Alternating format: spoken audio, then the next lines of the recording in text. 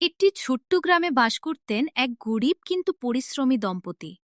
তাদের একমাত্র ছেলে ছিল তাদের সব আশা ভরসা। ছেলের বাবা ছিলেন একজন কৃষক।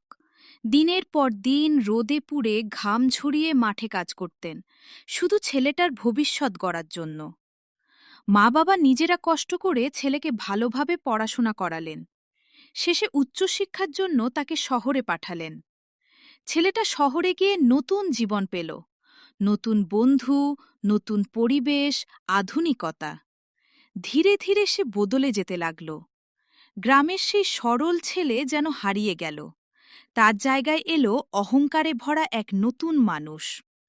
সে আর গ্রামে ফিরতে চাইত না। মা বাবার ফোনও ধীরে ধীরে কমে গেল।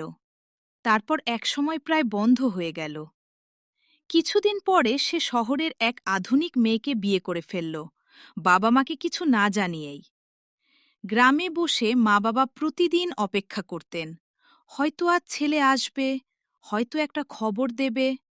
কিন্তু সময় কেটে গেল, ছেলে আর ফিরল না। তবুও তারা আশা ছাড়লেন না। বাবা আরও বেশি পরিশ্রম করতে লাগলেন। মা নিজের সামান্য গয়না পর্যন্ত বিক্রি করে দিলেন। অনেক কষ্ট করে তারা নিজেদের জন্য একটি ছোট্ট পাকা বাড়ি তৈরি করলেন। মনে মনে ভাবলেন, যদি কখনো ছেলে ফিরে আসে যেন ভালোভাবে থাকতে পারে। একদিন শহরে সেই খবর পৌঁছাল। ছেলের স্ত্রী জানতে পারল যে তার শ্বশুর শাশুড়ি এত কষ্ট করে নতুন বাড়ি বানিয়েছেন। সে খুব অবাক হল এবং স্বামীর কাছে বলল, তোমার মা বাবা তোমার জন্য এত কিছু করেছে, আর তুমি তাদের থেকে দূরে আছো। এটা ঠিক না। স্ত্রীর কথায় ছেলেটার মনে একটু হলেও নাড়া দিল। অনেকদিন পর সে নিজের ভুল বুঝতে শুরু করল। সে সিদ্ধান্ত নিল, সে গ্রামে যাবে। একদিন সকালে গ্রামের নিরিবিলি রাস্তায় হঠাৎ একটি লাল গাড়ি ঢুকল। ধুলো উড়িয়ে গাড়িটা এসে থামল ছেলেটার বাড়ির সামনে। গাড়ি থেকে নামল ছেলেটা আর তার শহরের স্ত্রী। মেয়েটা আধুনিক পোশাক পরেছিল, ছোট স্মার্ট কাপড়, শহরের স্টাইল। গ্রামের লোকেরা এমন দৃশ্য আগে খুব একটা দেখেনি। চারপাশে ফিসফাস শুরু হয়ে গেল। এই মেয়েটা কে? এই রকম পোশাক পরে গ্রামে আসে নাকি? শহরের মেয়ে বোধহয়। কেউ কেউ আড়ালে হাসছিল, কেউ আবার নাক সিটকাচ্ছিল। মেয়েটা প্রথমে একটু অস্বস্তি বোধ করল, কিন্তু কিছু বলল না। সে চুপচাপ স্বামীর পাশে দাঁড়িয়ে রইল। তার স্ত্রীকে নিয়ে গ্রামে ফিরল। বাড়ির সামনে দাঁড়িয়ে সে দেখল তার মা দরজায় দাঁড়িয়ে আছে, চোখে জল, কিন্তু মুখে হাসি। মা ছেলেকে জড়িয়ে ধরে কাঁদতে লাগলেন। ছেলেটা লজ্জায় মাথা নিচু করে বলল, আমাকে মাফ করে দাও, আমি ভুল করেছি।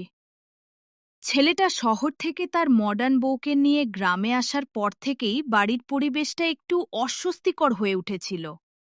শাশুড়ির একদমই পছন্দ হয়নি বৌমার চালচলন।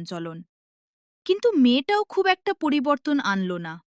সে প্রায় ছোট ছোট আধুনিক পোশাক পরে বাইরে বের হতে লাগল।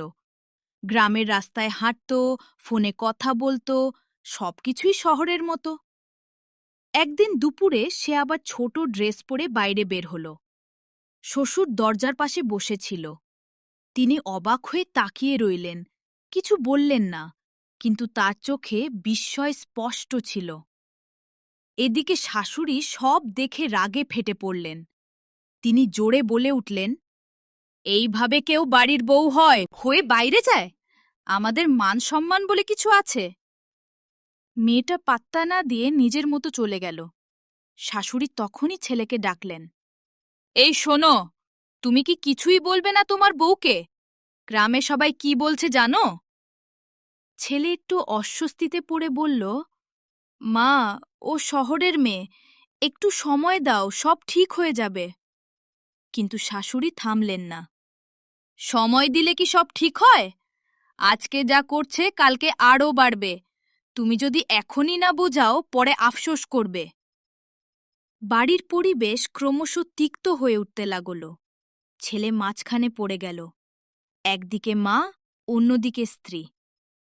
সেদিন রাতে ছেলে বউকে শান্তভাবে বলল, দেখো, এখানে গ্রামের নিয়ম আলাদা, তুমি একটু মানিয়ে চললে ভালো হয়।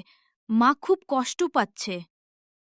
মেয়েটা একটু বিরক্ত হয়ে বলল, আমি যেমন তেমনই থাকব, সবকিছু বদলাতে পারবো না।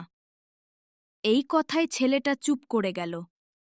এভাবেই বাড়িতে অশান্তি বাড়তে লাগল। দিন যত যাচ্ছিল বাড়ির অশান্তি ততই বাড়ছিল। শাশুড়ি প্রতিদিনই ছেলেকে বকাঝকা করতেন, আর বৌমা নিজের মতোই চলত, কাউকে তেমন গুরুত্ব দিত না।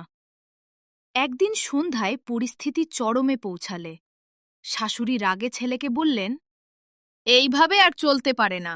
তুমি যদি ওকে ঠিক করতে না পারো তাহলে আবার বিয়ে করো। এই কথা শুনে ছেলে চুপ করে রইল, কিন্তু তার মনমনেও রাগ জমেছিল। সে সেই রাতেই বউকে ডেকে বলল, যদি তুমি এভাবে চলতে থাকো তাহলে আমাকে অন্য সিদ্ধান্ত নিতে হবে, হয়তো আবার বিয়ে করতেও হতে পারে। এই কথা শুনে মেয়েটা যেন ভেঙে পড়ল। সে কখনো ভাবেনি বিষয়টা এত দূর গড়াবে। রাতে সে একা বসে অনেক ভাবল, আমি কি সত্যিই এত ভুল করছি? শুধু নিজের মতো থাকতে গিয়ে কি আমি এই পরিবারটা হারাতে বসেছি? পরের দিন সকালে সবাই অবাক হয়ে দেখল মেয়েটা খুব সাধারণ শাড়ি পরে চুপচাপ রান্নাঘরে এসে দাঁড়িয়েছে। সে ধীরে ধীরে বলল, মা, আমি ভুল করেছি, আমাকে আরেকটা সুযোগ দিন, আমি চেষ্টা করব আপনাদের মতো করে চলতে। শাশুড়ি প্রথমে কিছু বললেন না, তারপর ছেলের দিকে তাকালেন, আবার বৌমার দিকে তাকালেন। মেয়েটার চোখে সত্যিকারের অনুতাপ দেখে তার মন নরম হয়ে গেল। তিনি বললেন, ভুল করলে ঠিক করাটাই বড় কথা। আসো, নতুন করে